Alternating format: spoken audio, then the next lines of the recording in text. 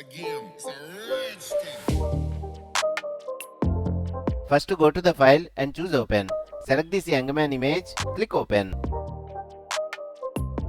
Now take the quick selection tool and select the cloth like this.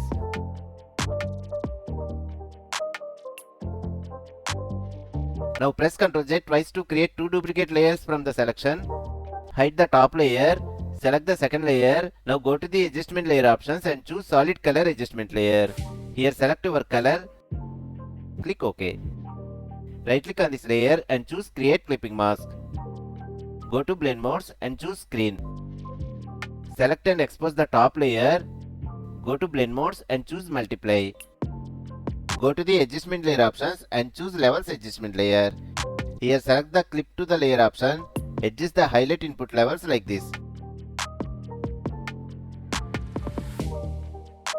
Let's see the final result.